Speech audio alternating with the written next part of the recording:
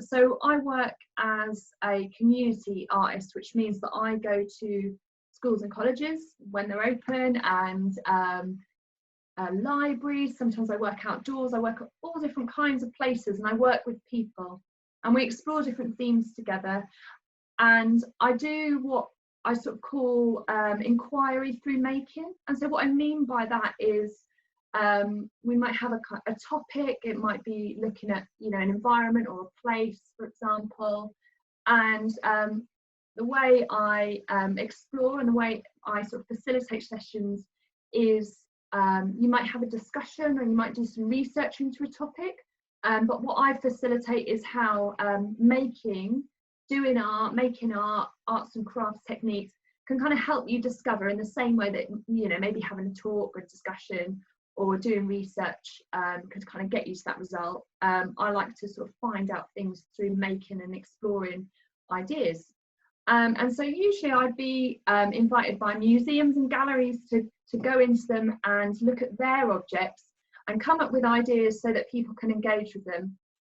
So sometimes schools or colleges or different community groups come to galleries and museums to explore the objects, and I would be the person who might facilitate a creative workshop inspired by that. So as we're spending more time at home, I came up with this activity which will explore objects that you have at home, so your own things in your environment. So hopefully you've got a sort of small selection of 3 objects that you can work from in this session. So I've got some bits and bobs here. I've got a shoe, I found a leaf, a plant, a candlestick, I've got some shells and pebbles. I've got this spray bottle. It's quite nice, sort of neon yellow spray bottle, and then this ball of fishing wire which was found off a beach. So I've got a kind of selection of objects. So hopefully you've also got a selection of objects, of 3 objects that you can work from in this session. So you'll need your 3 objects, whatever they are, you know, things from around your home. And we're going to work from 2D into 3D. So we're going to start with drawing. So I'm going to run through what we need as the materials list first. So in case you haven't got them, you've got a chance to kind of run around and find the kit and before we get started, hopefully. So we're going to start with drawing, as I say. So you'll need some loose sheets of paper. I've got this clipboard of just A4 paper. It doesn't really matter what you've got. I mean, A4 is good if you've got, you know, printer. You might have access to printer paper, but just any paper that you can draw on. It doesn't have to be white. Whatever you've got to hand. So as we're going to be drawing, you'll need some drawing tools. Hopefully you've got pencil, pen, graphite sticks, something to draw with. I'm going to be using felt tips simply because when I show you what I'm doing, it's really clear on the camera. So you might want to work in felt tips too. Pencil, doesn't matter. It's just something to draw with. We'll also need some cardboard. So we're going to like stiffen our drawing so it becomes a sort of more solid, because this paper's quite kind of floppy. So we're going to make sure that the drawing is backed with a piece of card. So I've had a little look around my house for recycled bits of card. So this is like the back of like a takeaway kind of thing.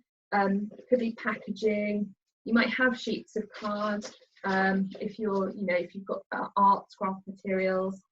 Maybe like the back of a leaflet, packaging. I've also got like the back of an envelope, which would be good kind of card. So something that is a lot stronger than a piece of paper that eventually we're going to stick onto the back of our drawings so that we can start to make them into something 3D. So you'll also need glue, so to stick down your work, and scissors to cut out. So I hope that you've got them. And it would also be useful if you've got a ruler, and if you haven't got a ruler, the side of a book, or something that you can turn into a ruler would be really helpful. And of course, as I said at the top, 3 objects to work from. It doesn't matter what objects they are, and it's quite nice that you're all going to be choosing different objects. And so it'd be great to see after this session, and I think Gavin's going to give some details about how you could share what you've been doing. So it'd be great to see, you know, at the end of this, what objects you've chosen and what you've decided to do. So that's what you'll need. And so I'm going to talk you through step by step, and I'm going to do the activity along with you. So we're going to do it, you know, together. So as Gavin said, in the chat box, which is at the bottom of my screen, you just hover the mouse and it will come up. So if you had any questions or you want me to cover anything again, then just put a message in there and we can pick that up. So let's get started. So we're going to start with the 2D side of the process. So we're going to do 3 different drawing activities, but we're only going to choose one of those drawings to kind of continue on into 3D. So then it's up to you if you want to, you know, take the other 2 and turn them into 3D in your own time, explore them using your own techniques, have a go at this again. But we're going to make 3 drawings and then turn one of those things into a 3D sculptural object. So decide which your first object is going to be. I'm going to go for my shoe. Yeah, I'm going to go for my shoe as my first object. So I'm just going to position that in a place where I can see it. There we go. And so what we're going to do is we're going to fill a sheet of paper with a continuous line drawing. And so the reason I want to choose that technique is because you get a series of like flowing lines. So it's like one flowing line that is across the page, and that'll start to make sense with the way we're going to turn it into 3D. That'll kind of make sense as why those kind of flowing and interlocking lines would be a good technique. So it doesn't matter whether your drawing is portrait, landscape, whatever works for you. So get yourself set up with your paper, with your pen, pencil, whatever it is you're going to draw. As I say, I'm going to do it in pen. Might as well go for a red pen. I've got an orange is the closest I've got if I'm going to do a red sheet. So we're going to do a continuous line drawing, and then each drawing is going to be 3 minutes long. Okay, so like quite kind of steady kind of pace. And I want you to create the drawing so it's as large as possible. So I don't want a really kind of tiny drawing in the corner, and it'll all make sense as to why I'm asking you to use particular approaches in particular ways. So have your object set up. I'm going to time you 3 minutes. We're going to draw along together. Landscape or portrait, and it's a continuous line drawing. So if you're not familiar, that means that once the pen goes down or the pencil, until that 3 minutes is up, you keep drawing with that one line, so your pencil stays on the page for the whole time. So it's up to you to think about how you can navigate, kind of going looping onto different parts of the object. Okay, so you might want to overlap those lines and keep going over. All right, so we want lots of we want big drawings. Okay, so fill that page. So we're going to get started. So I've just got a little clock in the corner there. So our 3 minutes starts now. So continuous line drawing means that you often kind of draw quite slow. So we've got 3 minutes, which is, you know, it's a kind of short amount of time, but when you're doing it just to draw, I think it can be, you know, feel like a good amount of time, hopefully, to kind of get your object. And remember, what we're looking for is one line that's going to cover your whole page as much as possible. Okay, so I want really nice big drawings, and so that one line is going to sweep over your page, and you're going to have a nice big sort of loopy drawing of whatever objects you've chosen. So of course I've gone for my shoe here. I don't know what you've gone for. You might have gone for, you know, house plant, tins of food or fruit or something. But we're going to spend three minutes. I'll just do a time check. So we're just over 1 minute through. So think about how you can fill that page with a continuous line drawing. So I hope you haven't taken your pen or your pencil off the page yet. And really fill that page.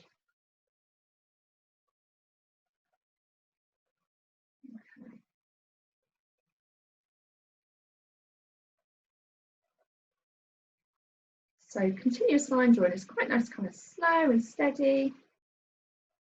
And I find it really makes you look, and it really makes you kind of have to observe what you're drawing and not assume, which is always a good technique to do. Okay. So we've got 1 more minute. So hopefully you're about 1/3 of the way through your drawing.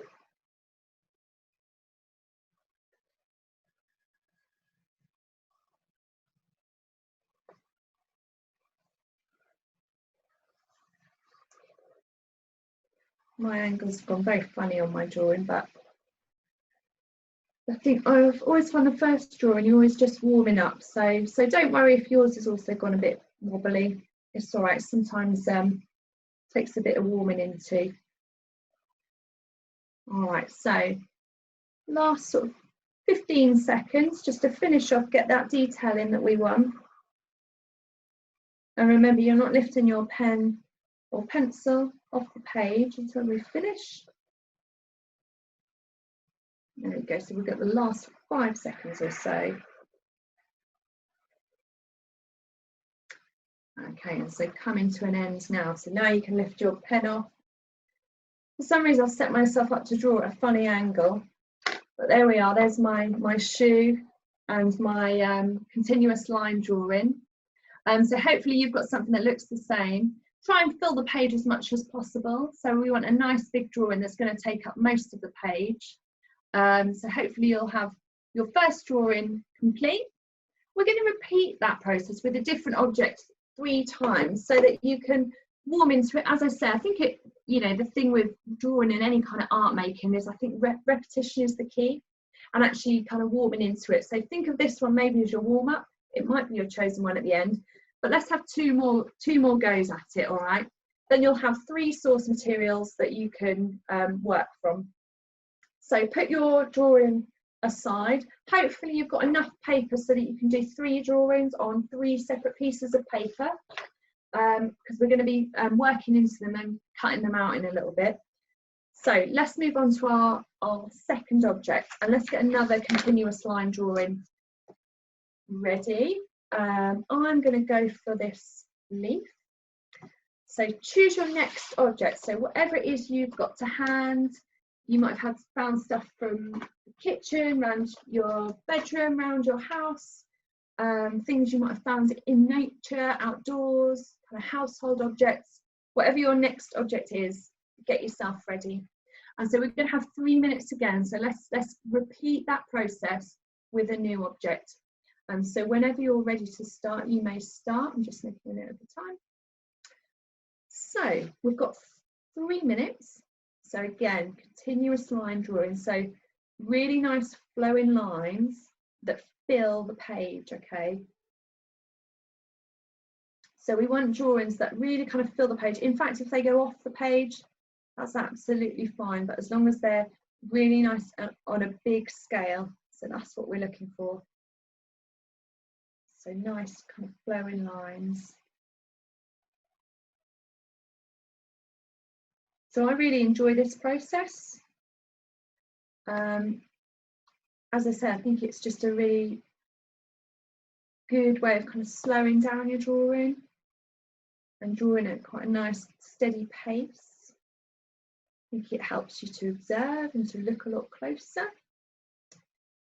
All right, so let's just check on the time. So we're 1 minute in. So we've got 2 minutes left. Right. So the trick is keeping those lines linked up. So if you're using a pencil, it might be that you draw in different parts with sort of faint lines. If you're using a pen like me, you need to maybe overlap the lines again. But whatever way you use to kind of link up all those continuous lines, it's up to you. Right.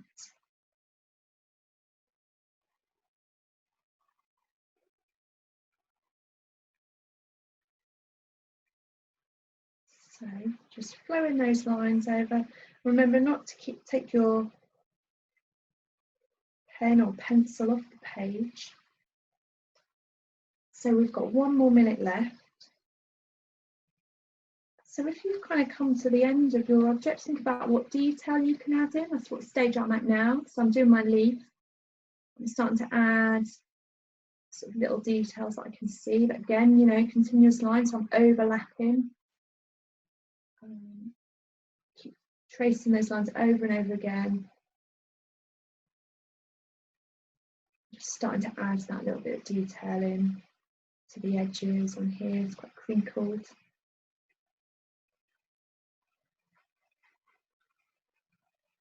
All right, so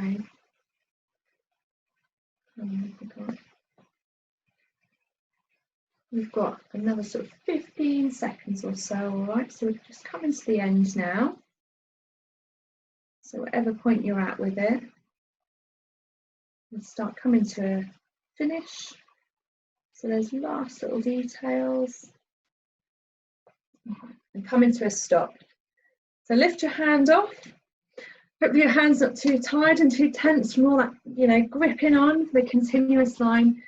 So you can see this is my leaf and my leaf drawing. So you can see that I've really tried to fill that page and do a nice big drawing. So I hope you're doing the same as well. All right. So as I say, we're doing this process 3 times, 3 different objects. That's why I've asked you to prepare 3 objects, so that you have a selection to work from, to choose from when we move on to the next step. You know, sometimes you need a little bit of warming up into it. I know I do.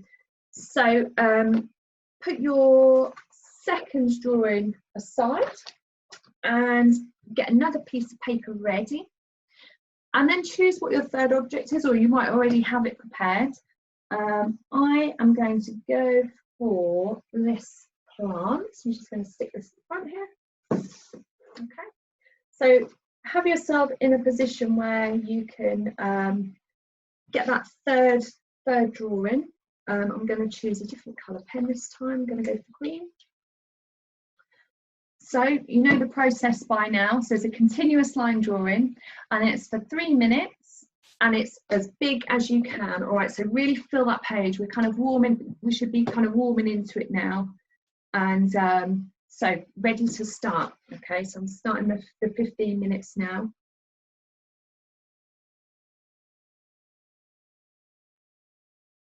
So after this, we're going to be moving on to the kind of 3D process. As I say, we'll have a selection of drawings to work from. It's quite nice to be able to kind of repeat and kind of hone those skills and practice. So yeah, we'll have a little selection, and then I can tell you what we're going to do next. But yeah, this is a really nice kind of slow technique, and I'm sure it's something that probably you might already be quite familiar with. It's one of those kind of warm-up techniques that you might use as a starting point. It's a good one for kind of slowing down and really having quite slow observations of something. And I find that it kind of makes me work in a really slow way, and just like my eyes are kind of flicking between the drawing that I'm making and the objects that I'm looking at. Sometimes when we draw, we kind of draw what we assume we see. And, you know, if we've got the kind of luxury of having a, you know, an object set up in front of us, well, we might as well, you know, try and do our best to draw that, you know, source material. There's nothing wrong with drawing through your imagination, but if you've got the object there and you've set it up, well, you might as well, you know, do your best to take inspiration from that. And this is a kind of good way of doing that.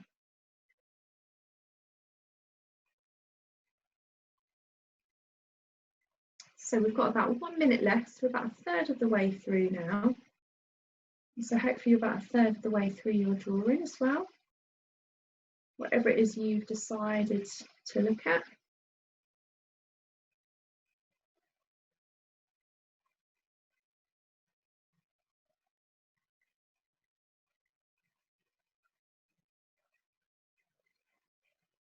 Okay.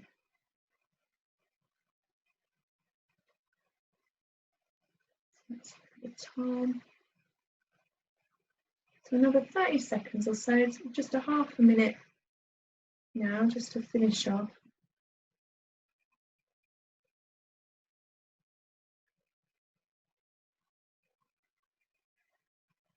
Okay, so last 15 minutes or so.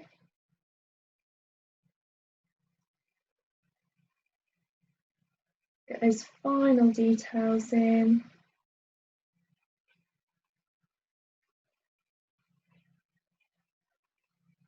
There we go. And finish wherever you are. So this is my continuous line plant and pot. You can see I've tried to fill the page as much as possible. Yeah, and hopefully you've got something the same. So we've got these, now we've got these 3 drawings. We're going to start moving on to the 3D process, okay? So have a look at your 3 drawings and decide which one you would like to work from. So it might be that you know, you were kind of just warming up in the beginning, or you might have a kind of favorite one, but I'd like you to just remember that whichever one you choose, we're actually going to end up cutting up, okay? So we're going to end up cutting them up and working into them. I'll tell you a little bit more about that in a bit. So if you wanted to kind of preserve those drawings, then it might be just chance to take a really quick snap with your phone on your camera, then just put your phone aside and we can carry on. So whichever one you choose, remember we are going to cut it up and work into it. So you know, you might just want to take a quick snap of that and then just put your phone away. So I am going to go for my shoe, which was my first one, and then I'm going to put my other 2 aside, and then I can work on these in my own time. So I'd like you to do the same. So make your selection. Which one of your drawings would you like to make in 3D? So get that piece in front of you. So I'm just going to make a bit of room. So we're going to be making a kind of a 3D abstracted paper version of whatever our object is. So I've got my shoe here, I've got my shoe drawing, and now we're going to start to kind of make an impression of this piece. So whatever your object is. So we're going to think about what the qualities of this shoe is, or whatever your object is that you've chosen. And we're going to end up drawing over the top of this with a grid of shapes. We're going to then cut those shapes out and start slotting them together to make something 3D. But before we do that, this is where our card comes in. So whatever our piece of card is, that's going to be stuck on the back. So we want like a nice solid piece to work from, okay? So you can see here I've got this black piece of card that I'm going to stick on the back, all right? So we're now going to stick the card onto the back of the drawing. We're then going to start drawing the grid in. We can then start working up the piece in 3D once we've cut it out, okay? So get your glue, get your piece of card, whatever that is. As I say, it could be, you know, a bit of packaging, the back of an envelope. Sometimes envelopes are, you know, they've got that kind of card inlay. It might be cereal box, whatever it is. We're going to cut out from card. So we've got a nice kind of solid piece. I've got my black piece of card there, sticking my drawing on top, and so hopefully you're doing the same as well. So it'll be something like this, we'll have a drawing and then on the back a piece of card so that it's a lot stronger. All right, so hopefully you've got something like that ready to go. Okay, so I'm just going to make sure that's all squished down.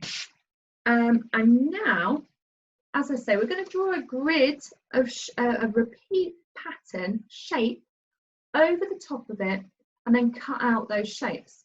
So I've done a little, I'll show you a little example of what I mean by that, just to make it really clear. So when I did a run through of this session, I also drew the plant, as I drew it a little bit earlier on, and I drew it in the run through as well. And what you can see here is I've chosen a grid of squares to go over. And also in the run through, I did a drawing of this, it's like a ball of string. And what you can see is this purple drawing of ball of string has got a grid of circles over it. So we're going to end up with something like this. Now, it's up to you what shape you choose. You might want to choose a shape that kind of complements your object. So with this ball of string, I thought it was kind of like quite circly, whatever that means. So I did a grid of circles over it. And then for the plant pot, I did a grid of squares. It doesn't matter, but that's what we're going to do next, okay? We're then going to cut those shapes out and start to slot them together in 3D. So choose what shape you like, square, rectangle, circle, triangle, and draw that grid over the top of your drawing, okay? So for my shoe, I'm going to also just go for a square grid, nice and easy peasy. If you wanted to go for a circle, you might have a little something circular to draw around, maybe a coin or a little roll of tape. But hopefully you've got a ruler to hand if you want to do a grid of squares. So I'm going to do it in pen so you can see. So I'm going to just draw a grid of squares over the top of my drawing. And then when I've got my grid of squares, we're then going to cut them out. So hopefully you're doing the same processes that I am. So it might be a grid of circles, it might be a grid of squares, whatever you would like to work from. I think it works in any way. So whatever you think would most complement your piece of work, or whatever feels like the easiest shape to draw out, you just go for it. So hopefully you'll now have something that looks a little bit like this. So you can see over my shoe, I've drawn a grid of squares, and what I'm going to do now is start to cut them out. Okay, so that's why we've backed them on the card, so they're quite nice and solid. If we were just to cut out pieces of paper, they'd all go a bit kind of floppy and soft, and we want them to hold their shape. All right. So hopefully you've stuck your card on the back, whatever bit of card, recycled, whatever, on the back. You've drawn a grid of shapes on the front, and now we're going to start to cut out. So let's get cutting this out. And what I'm going to do is I'm only going to cut out where my drawing is.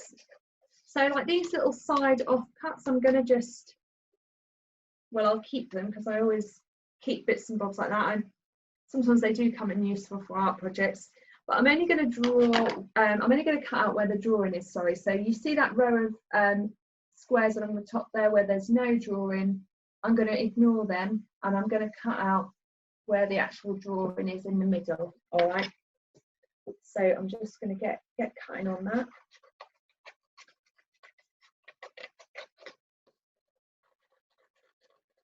There we go. So I'm going to start to cut them out.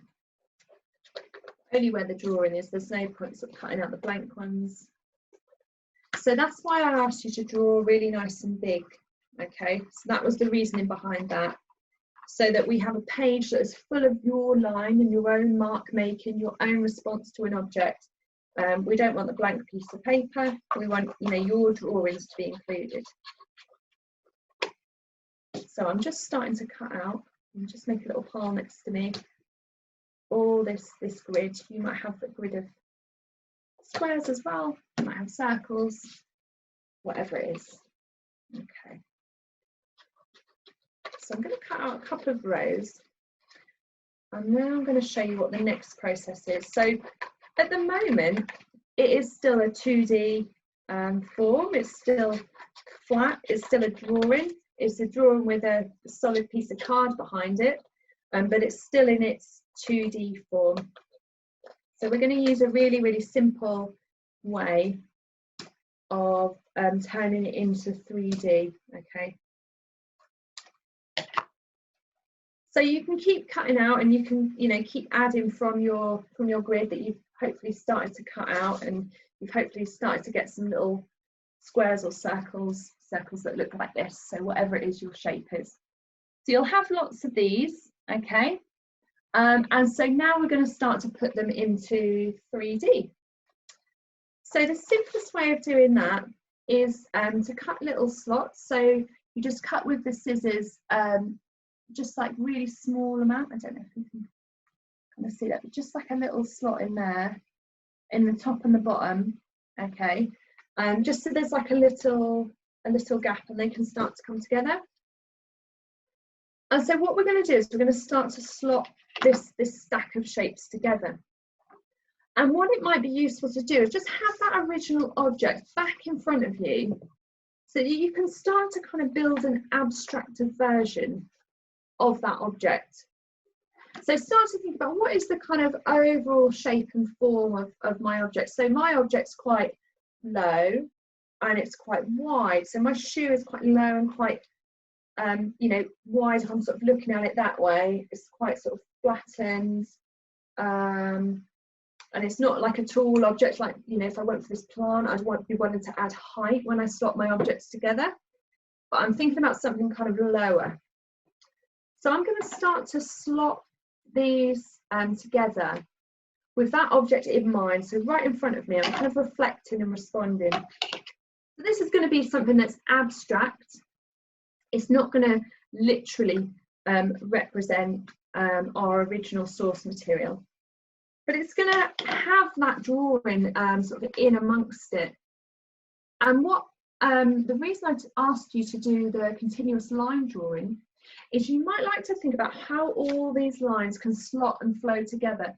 So you'll have a selection of these little sort of mini drawing squares that you could maybe try and get this 3D sculptural drawing to kind of flow together, so that when you've slotted them and you look at them at a certain angle, maybe some of those lines join up and link up. And perhaps if you had extra time, you could even put the drawing on both sides. You know, you could kind of stick it and put it on both sides from different angles. You'd get a kind of different feel. So what I'm going to do is I'm just going to keep cutting out my squares and slotting them together, so that I can make a kind of abstracted version of whatever my original object was, and in my case it's my shoe. So keep cutting out your squares or your circles or your triangles, whatever shape it is, and keep slotting them together. Okay, so when you have two slits cut out of the paper, push them right in together so that they are completely overlapping, and it makes a really strong bond. So can you see how they're properly like embedded into each other, and that makes a really sort of strong bond. And so you can see there that my lines are starting to kind of flow across each other. So you can see there that the line on this square kind of links up with the line on this square. You started to get these kind of flows that kind of come, you know, between the lines. So that continuous line drawing that we started with is this kind of the source of our drawing, can flow through our sculpture as well. So we're just going to keep cutting out, keep slotting together. And I've got a little example of one that I've well finished. I mean, it's maybe not completely finished, but it was the one I did in the trial run through that we had for this session. And so I'm just going to make that join together. So I'll just show you that as well. So here's one I made earlier, sort of Blue Peter styly. So this, I haven't actually quite finished it yet, but it's kind of in progress and a little bit further forward than the one I'm working on currently. But the object that this was inspired by is this peg loom. So I wanted to get that sense that, you know, you've got this kind of solid base, got this kind of base along the bottom there, and you've got all these uprights coming up. So that's why I went for these uprights coming up. Whereas with my kind of shoe one, I'm going to go sort of lower, and it depends on the object you're working from. So what are the qualities of your object? You know, are they kind of tall and upright and quite thin? Are they kind of, you know, chunkier with a kind of, you know, more kind of wispy at the top? think about how when you slot your shapes together and you create that form, that you can mirror what it is your original object has got going on about it. So if you've gone for something sort of round, you know, maybe like this pebble, you might want to somehow slot together the pieces so that they make a kind of a circular shape. All right, so we're making this kind of abstracted impression of the work. So we've got this like miniature scale version of that you can kind of continue on in your own time. And I've got this now sitting on my windowsill, which is quite fun. And yeah, so hopefully you kind of get that kind of process. So we started from those continuous lines. We have these lines that loop and loop and they fill the page. We then added our grid over the top. So think about maybe how the shape of that could link with the object, you know, this swirly string with these circular shapes. Those were then cut up into little miniature drawings, and they become kind of abstracted because they kind of lose their context, you know, they're kind of little sort of snippets of drawing, snippets of line. So then we kind of build those drawings back together through slotting them into a form, okay? And the form that we choose to slot together somehow references what our original object was about, okay? So hopefully that's kind of given you a little bit of inspiration about how you can work from objects in your home. You know, we're all spending so much more time at home. So hopefully that's given you a little bit of inspiration about how you can look at objects in a different way. Hopefully inspiration about how you can work from one medium into another, how it can change, and maybe a little bit around kind of making an abstract version of something, how we can work into 3D, and how different kind of approaches can complement each other.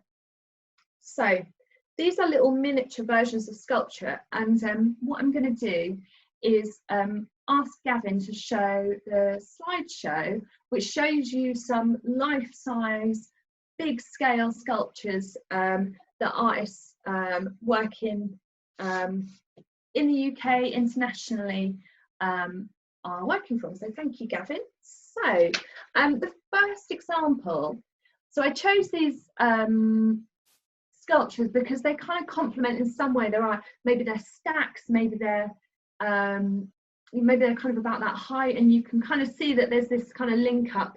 And if you were interested in this way of working, these might be artists to kind of pick up on and sort of look into further.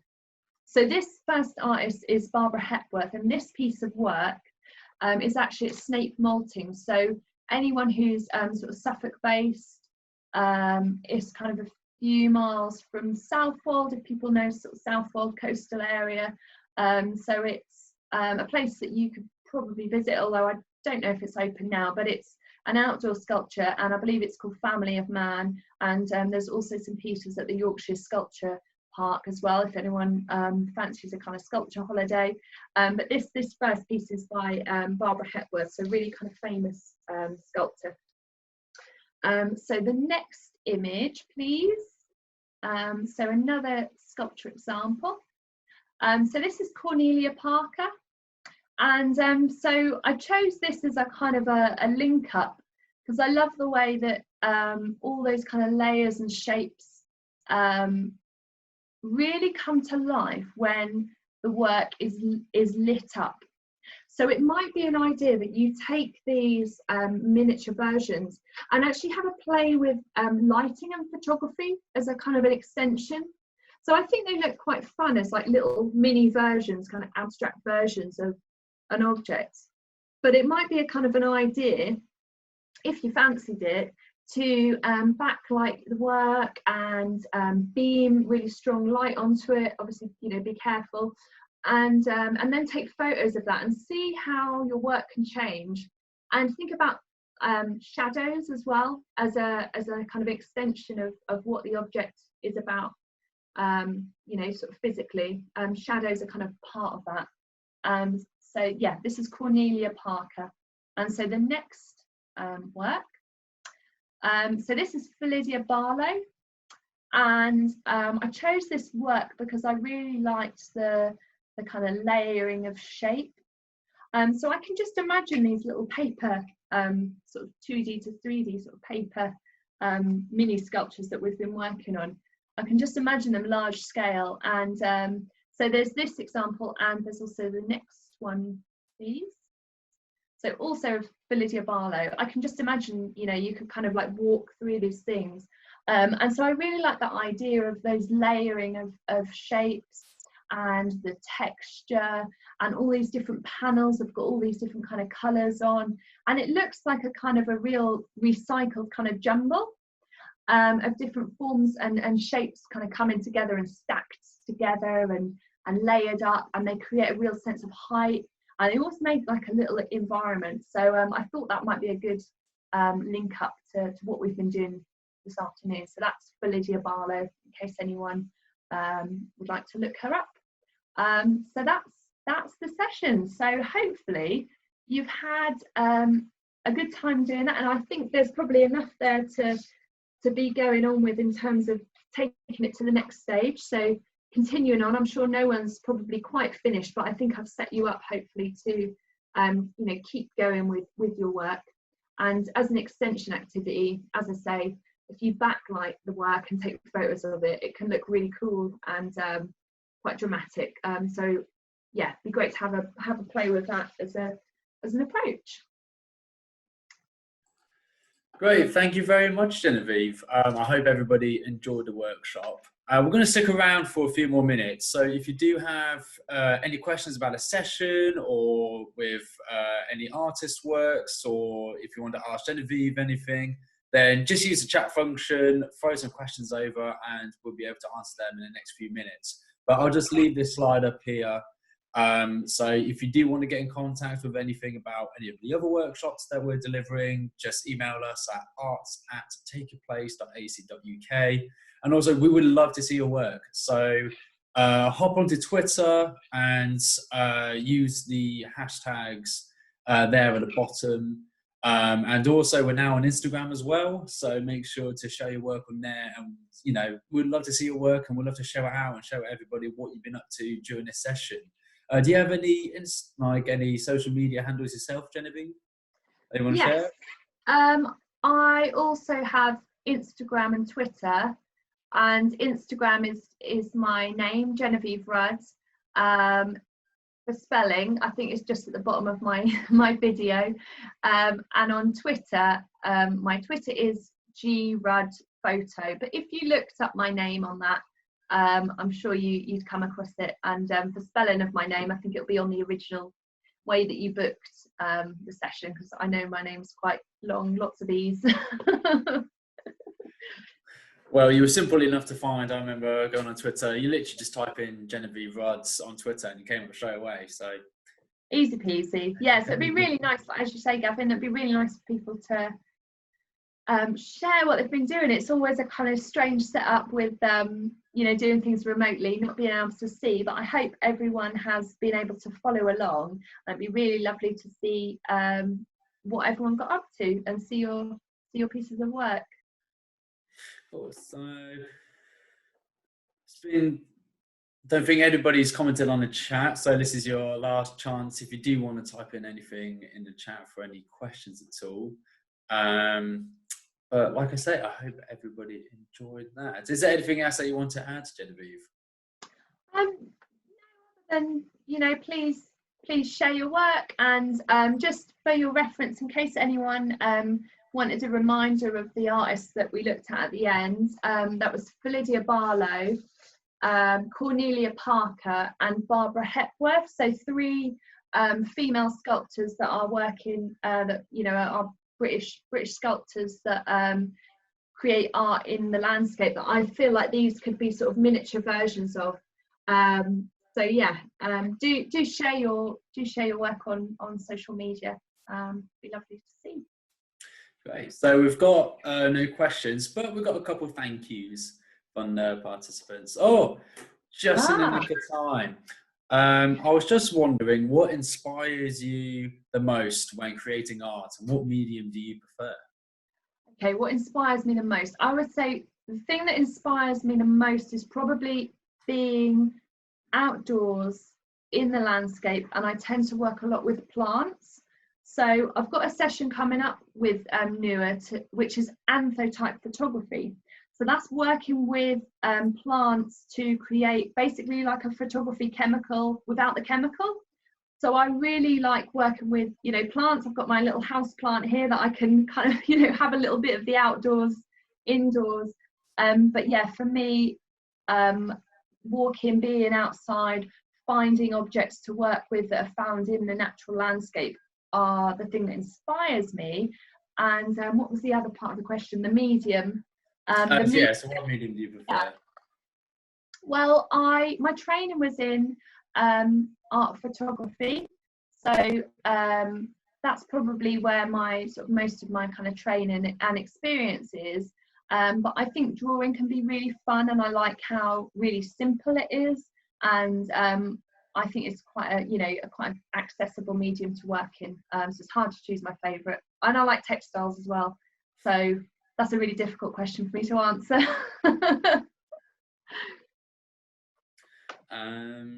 But yes, a couple more thank yous there as well for some more participants. Brilliant. Nice one. So I think we'll wrap it up there. Once again, thank you all very much for joining, and hopefully we'll see some of your work online. Take care and see you all soon. Bye everyone. Thanks for joining.